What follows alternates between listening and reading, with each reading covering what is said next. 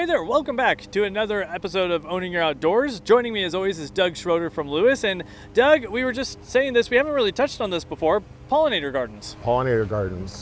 June is pollinator month also, so it's real timely to talk about.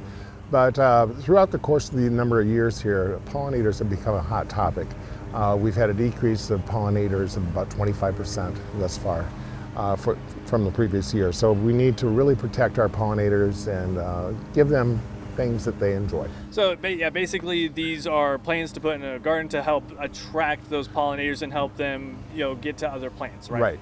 A little definition of pollination is a pollinator, which would be a bee, hummingbird, butterflies, will go through and they'll spread pollen from the male part to the female part to actually produce fruit. 75% of our food supply depends on pollinators. So that's also a key reason why not to use like certain pesticides, because they could be harmful to pollinators. Right. Pesticides are a bad thing. Use something organic if you do have a bug problem, and try to handle it that way. And also, if you are going to use a pesticide, do it later in the evening, because pollinators are not that active as the day goes along. So what's the first thing I need to know if I want to make a pollinator garden? Well, the first thing I would do is find out what pollinators are native to your area. South Dakota here, honeybee is definitely one that comes to mind.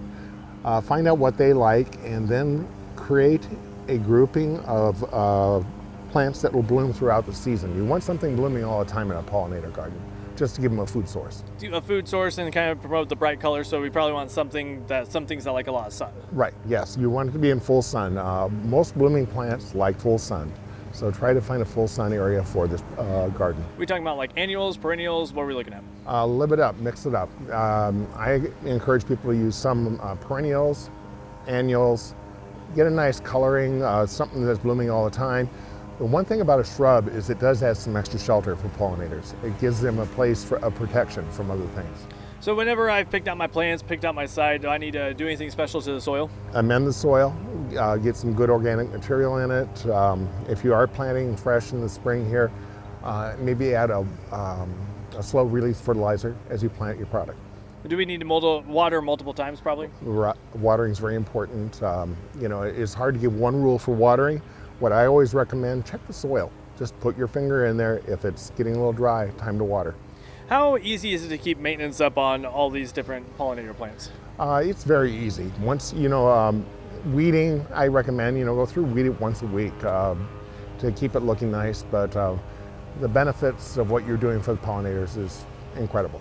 As we touched on earlier, try to do something organic and not necessarily use a pesticide. Right. Use something organic.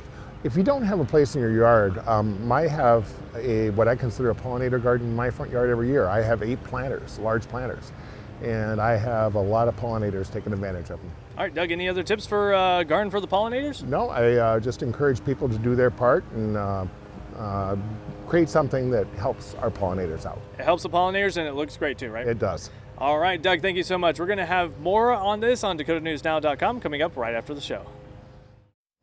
And of course, you can watch previous episodes of Owning Your Outdoors anytime. Simply download the Dakota News Now app on any of these streaming platforms.